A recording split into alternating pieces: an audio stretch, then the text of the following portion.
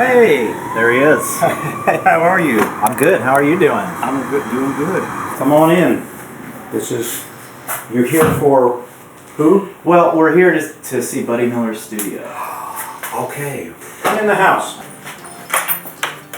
So, I love the vibe in here. Where do you get these lamps? where do we get the vibe? Yeah. Oh, everything that's nice, my wife supplies. I see. Everything that's musical, I supply.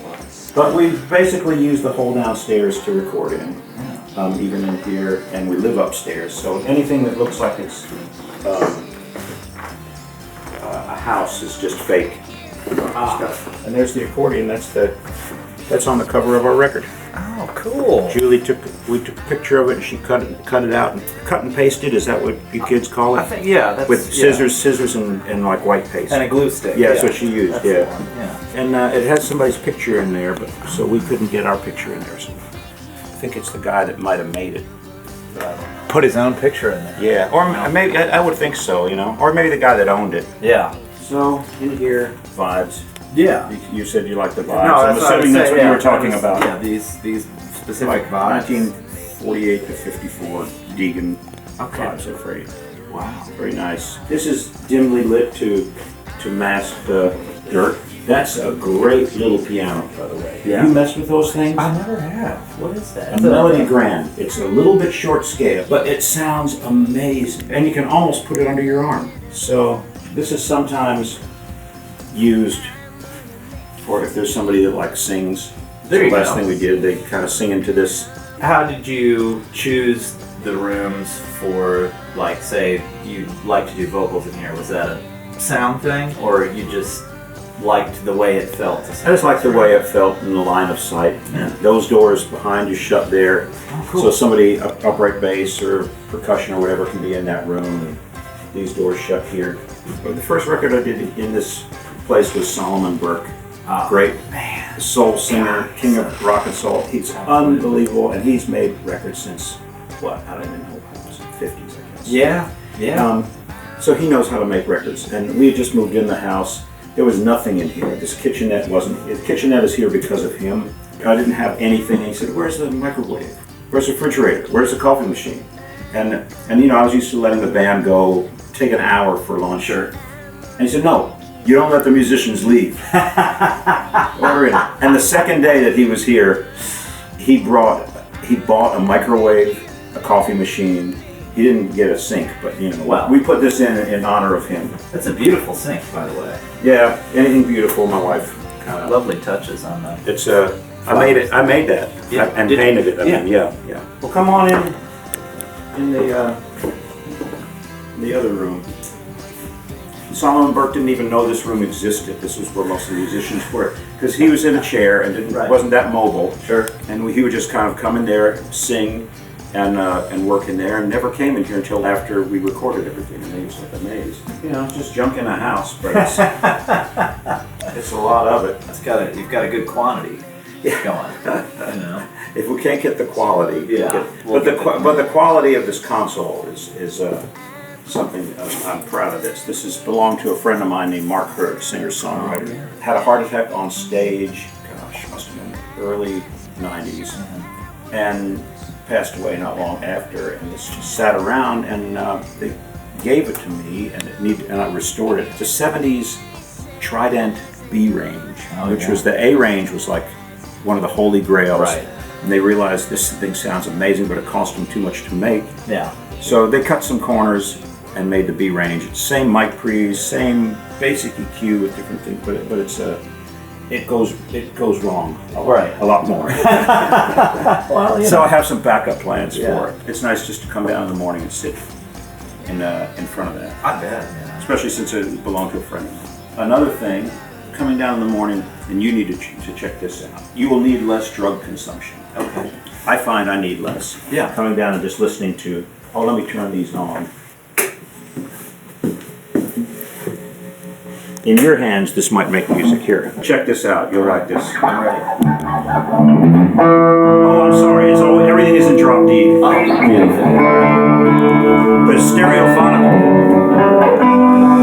Oh, wow.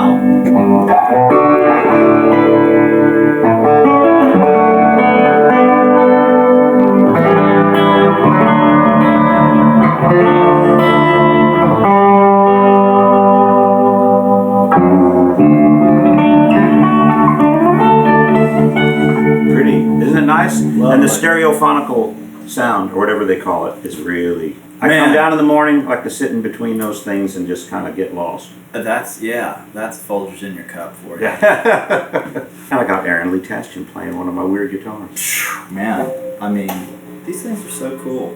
The Italian guitars? Yeah. Yeah. I got them in a pawn shop for where it used to be a music shop, pawn shop. They've got more super glue in them than any guitar that you'll run into. I was going to say, you don't see a lot of guitars with that much tape on them. No, it's quality tape too. Yeah. I got it for $50. I got them each, and then if you change, I can show you this. Maybe if you can get that, changing a string on it is quite the trick. It's kind of like threading a needle. Yeah. Can you see how that kind of does that? This microphone here. Yeah. You Oh, might those get are that. so cool. The C37A. Sony microphone, right? Exactly. Yeah, I have this radio show that you've done a couple of times with Jim Lauderdale on Sirius XM, and we had Bobby Weir over one day, and this mic was set up because we were recording. He went over that and he said, "I think I sang Sugar Magnolia in that mic."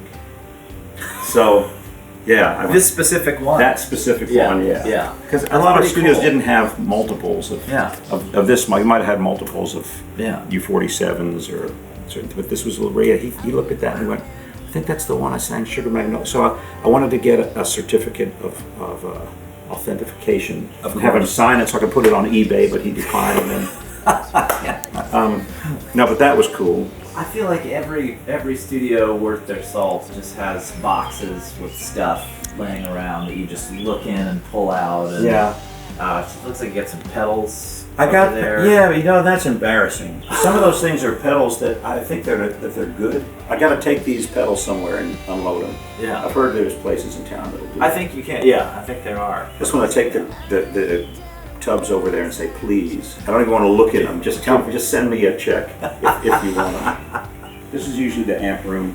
Oh, okay. Really cool guitars, man. This Silvertone. Those Silvertones are great. Yeah, they really are. They're underrated. I mean, they look nice, but the pickups are really good. I think they're de-arming pickups.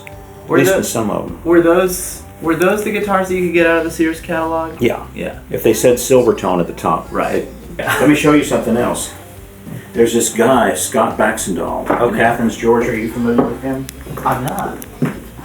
I have two of his instruments left, and probably neither one will be in tune. Okay. But what he does, this is an old K. This thing, he takes the top off these guitars, rebraces them, Okay. and makes them sound like cannons. Now I'm going to play this. It's going to be completely out of tune, I'm sure.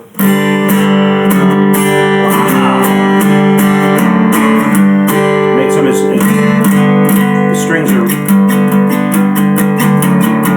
Man, Yeah, it's nice. that's lovely. Yeah, it's really nice, and it's not, and he doesn't charge that much for them. Scott Baxendall. This one is actually really useful.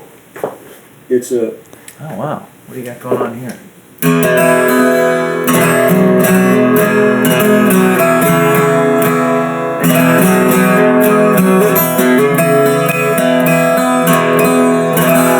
Yeah, and it sounds great. It sounds amazing. Yeah, he does What's that. the tuning on that? I don't know, Like just a whatever mandolin? worked for whatever song we were doing. Yeah.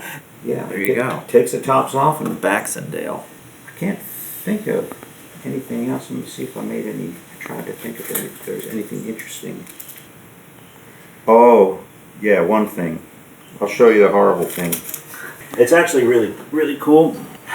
It's called a hurdy-gurdy. You want to move in close and look at this, because this is just like, what is going on in there? Can somebody tell me? Wow. Is that, I mean, what is it? Terrifying. Yeah, I know. Are those all power lines or? Yeah, you plug it in. Yeah, and then it just What it is you have these drone strings.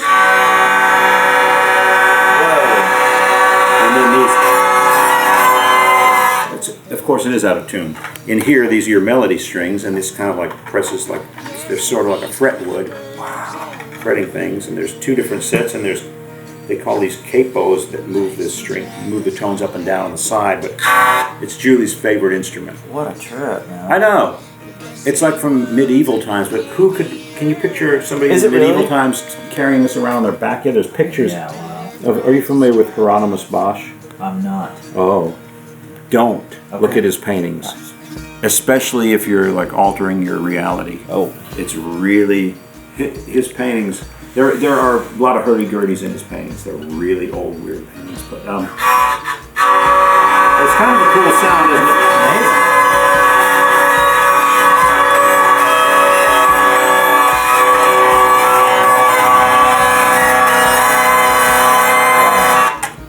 Yeah, it's like the worst fiddle players together in one room. Finally. Yeah. Yeah, in the hands of the right person, it can be musical. Yeah.